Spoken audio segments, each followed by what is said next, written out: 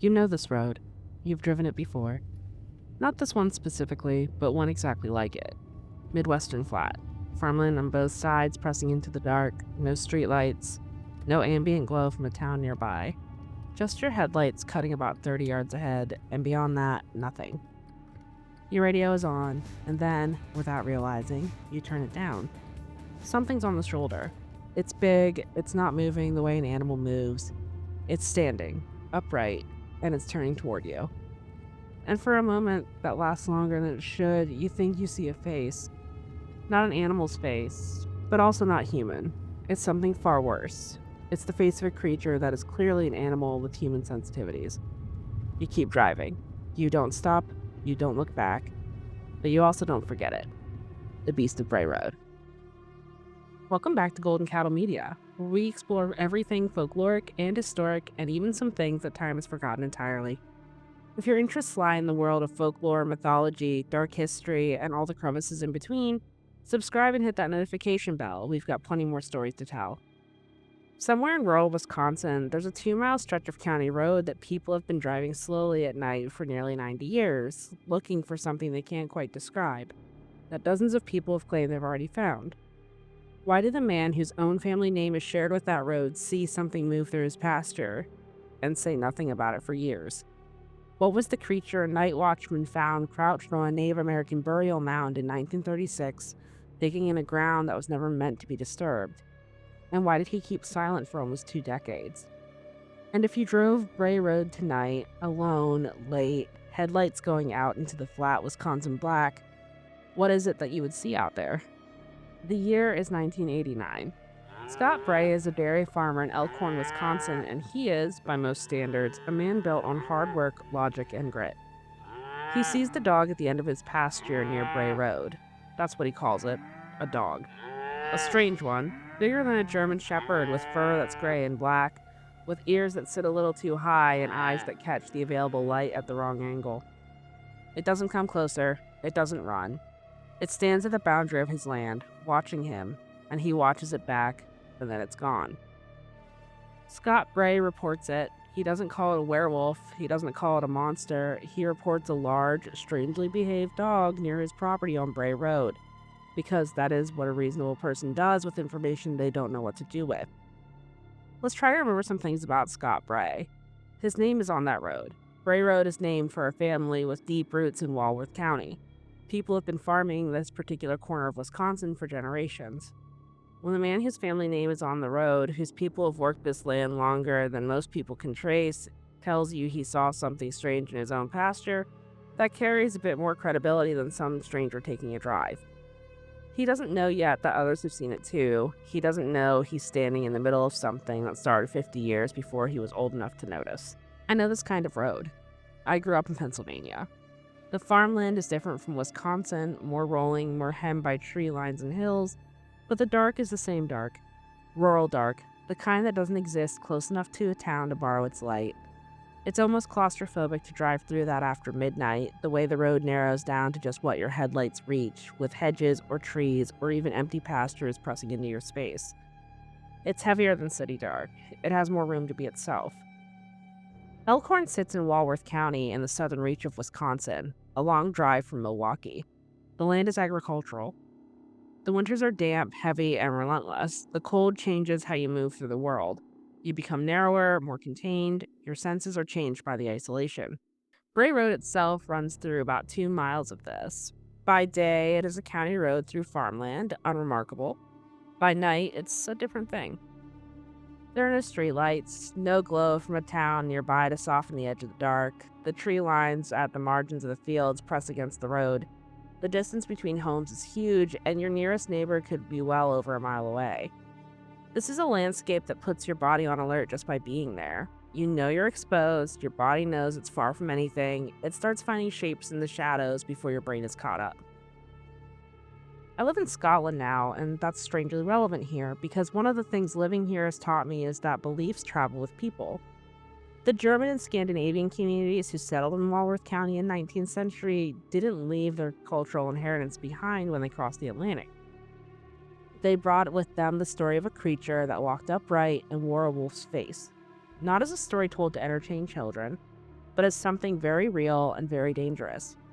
In Scotland, those beliefs survived in the peat and the fog, in the specific way people talk about what happens at the edges of firelight. In Wisconsin, they settled into flat farmland and cold roads and the particular silence of a place where help isn't as close as you'd hope for. When the sightings on Bray Road began, the people who reported them didn't have to search for a name. The name had been waiting there for 150 years. In 1989, Lori Endrizzi was driving home from Bray Road at night. She didn't come forward with us until 1991, when another witness had already gone on record publicly.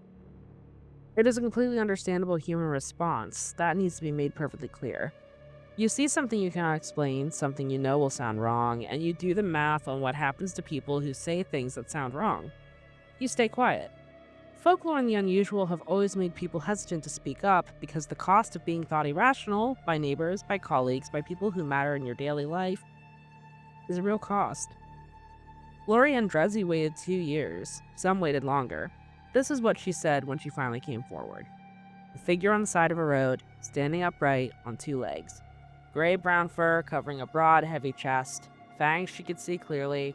Eyes that were yellow, the color of old gold, that caught her headlights and held them. And it was holding something. Both hands, palms up, cradling something as it ate on the side of the road. She told this to Linda Godfrey, a journalist with the Walworth County Weekly, a local paper out of Janesville Gazette Group, who at that point had been quietly gathering accounts like this for several months and was beginning to understand she had more of a story than she'd originally planned for. Godfrey would spend the next decade pursuing it and eventually publish her findings in The Beast of Bray Road, Tailing Wisconsin's Werewolf in 2003. What Lori Endrizzi said stayed with Godfrey. The craziest thing that sticks with me about this is not the face, not the size, the hands, the way it was holding whatever it was eating. Palms up, both of them, the way a person holds something they found. Unbothered by the headlights, unbothered by her car on the road, like it had somewhere to be, and this was just dinner first. Here's what I think based on the evidence we've talked about. Some cryptozoologists argue that the Beast of Bray Road is a real, unclassified animal, that the volume and consistency of independent accounts is too precise to dismiss. I understand that argument. I do. It's really specific. The recurring details from people who have never met, describing the same posture, the same eyes, the same qualities that line up too well to be coincidence. Before I give you my interpretation, I want to clear the table of 2 things. There are people who have applied the name Skinwalker to these sightings. That's completely inaccurate. The Skinwalker is a Dene Navajo concept. It belongs to the people of the American Southwest. There is no Navajo community in Walworth County, Wisconsin. There is no cultural tradition that makes this name applicable here. Using it isn't just inaccurate, it takes something from a culture that has largely refused to discuss this concept publicly for their own reasons, and is used far too casually by a community it doesn't belong to in an effort to identify something unfamiliar. The Wendigo has also been suggested. The Wendigo is a concept from Algonquin traditions, and the Algonquin and Ojibwe peoples do have historical presence in the Great Lakes region. But there is no source from the Ojibwe or Algonquin community connecting their tradition to Bray Road accounts. Without credibility, people are just taking from a culture that isn't there. Now, here's what I think in 2 parts. 1, the landscape of Walworth County after dark in the cold is a place specifically designed by geography and isolation to stress human perception. Gray wolves have been documented in Wisconsin. Black bears have been sighted in Walworth County. A mangy black bear standing upright on its hind legs, which they do occasionally in the headlights on a pitch black road, is a genuinely difficult object to correctly identify. The darkness, the isolation, the nervous system already primed by the landscape, the human eye and brain have a terrible habit of lying under these conditions, and one can never be sure what they're seeing exactly. I'm not saying that these witnesses were wrong. I'm not saying they misremembered or exaggerated or made things up. Not even close. I am saying the conditions on Bray Road at night are the conditions that put any human's mind into question. Gray wolves and black bears are documented in this area. Coy dogs are wolf-dog hybrids, both of which exist and are not unknown in rural Wisconsin, could also possibly account for some of what Scott Bray had seen in his pasture. Maybe. 2, the German and Scandinavian communities who settled in this land brought with them a cultural inheritance that has already contained a specific shape of what people are now seeing. They had a name for it. They had a history with it. When humans encounter something in the dark they have no explanation for, they rely on the existing framework to fill in the blanks. In this case, the framework happens to be European werewolf folklore. That is a big part of how folklore works, and it is, I think, how new mythology forms, slowly, through exactly this kind of accumulation, through independent accounts that coalesce around a name. What the Beast of Bray Road is at the moment is something in between, not fully legend yet, not fully explainable, something that lives in the gap between what the eyes see in the dark and the name the culture has ready for it. That's how I see things. That's how things make most sense to me. But then I come back to Laurie Endrizzi's account, the hands or paws, palms up, and I'm not entirely done with that. October 31st, 1991. Doristine Gipsom was driving along Bray Road when her car lurched. Anyone who drives has felt that lurch and the dread that immediately follows, especially on a dark country road. She'd hit something. She stopped, she got out of the car, on Halloween night, on Bray Road where the darkness outside the range of her headlights is total. Whatever she's hit is behind her now, and still she gets out. Because she thought she might have hit an animal, and she was the kind of person who stops for that. She didn't get a clean look at what came next. What she had was an impression. Large movement coming toward her, not away. A chest, heavy, furred, enormous, and it was moving on 2 legs. Not 4, 2. Coming at her at speed.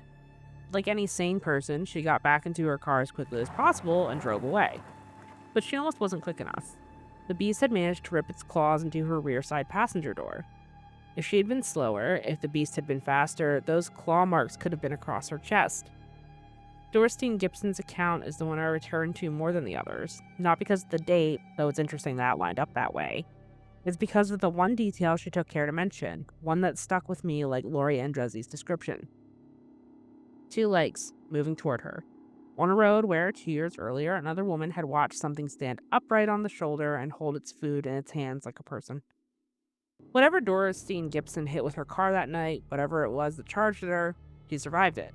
She made it home, and she is the only known witness to have seen the creature run at her, which, if you think about it, is unsettling. Every other witness account stated that the creature was not fazed by their presence, it just didn't care that someone was there.